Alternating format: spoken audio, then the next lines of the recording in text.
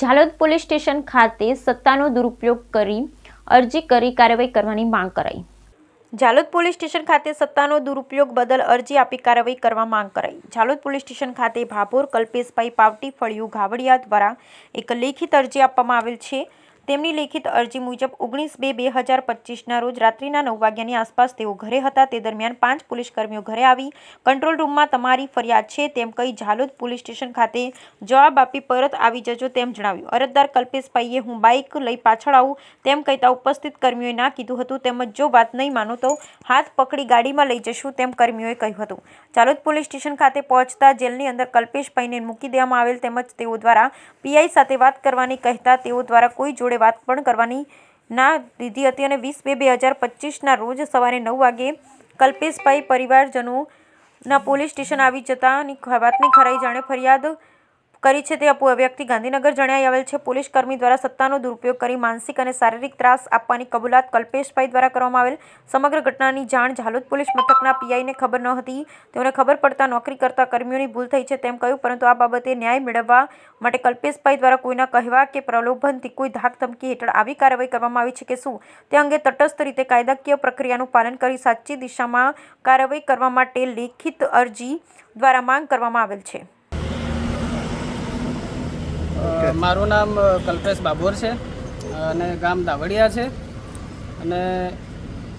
જે ઘટના બની એ મુજબ હું વાત કરું તો સાંજે લગભગ 8:30થી 9 વાગ્યાના અરસામાં જ્યારે અમે ખાઈ પીને અમારી દિનચર્યા પતાવીને અમે ઊંઘી ગયા હતા ને ઊંઘ્યા પછી અમને બહાર ગાડીઓનો અવાજ આવ્યો એટલે અમે બહાર જોયું તો પોલીસની ગાડીઓ ઊભી હતી એટલે અમે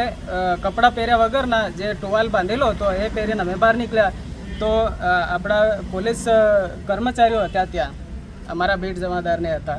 એટલે અમે એમને પૂછ્યું કે સાહેબ અડધી રાતે આવવાની કે આટલી મોડા સુધી આવવાની જરૂર શું પડી, પણ આ લોકોએ એવું કીધું મને કે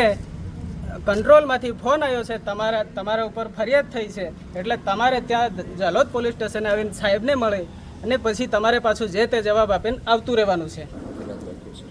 પણ વસ્તુ એવી બની કે મને આજે અમે આ પોલીસ સ્ટેશનની અંદર હાજર છે ત્યારે અમારા આમ આદમી પાર્ટીના જે ઉમેદવાર કલ્પેશભાઈ બાભોરના ભાઈએ જે અમિતભાઈ બાભોરે જે ઉમેદવારી કરી હતી એટલે અમારા સક્રિય કાર્યકર્તા છે એમને વગર લેવે દેવે આ જે પોલીસ તંત્ર પોતાનો સત્તાનો દુરુપયોગ કરી અને માનસિક ત્રાસ આપ્યો છે આખી રાત સુધી। આમનું રીઝન કારણ તમે જાણો છો કે રાત્રે પોલીસ આવે છે અને આ પોલીસ ત્યાં આવીને કે કંટ્રોલ રૂમમાંથી જે કોલ આવ્યો છે અને તમને અમારે ગમે તે હિસાબે ત્યાં જવાબ માટે પોલીસ સ્ટેશને લઈ જવાના છે એવું કરી અને જો તમે નહીં આવો તો તમને અમે ઊંચકીને પણ પકડીને કે ગાડીની અંદર દળીને લઈ જઈશું। હવે ત્યારે જે વ્યક્તિ અહીંયા આવે છે જવાબ આપવા માટે ત્યારે આખી રાત સુધી એને પૂરી રાખવામાં આવે છે લોકોની અંદર અને કોઈ જાતની કોઈ સુવિધા નહીં કે તેને ત્રાસ આપ્યા પછી સવારમાં 8 વાગ્યે એને અમે જ્યારે આવીએ છીએ ત્યારે આમની પાસે રજૂઆત કરીએ કે સાહેબ ભૂલ વગર કોઈ કારણ વગર તમે અમને લાવીને આખી રાત સુધી પૂરી રાખી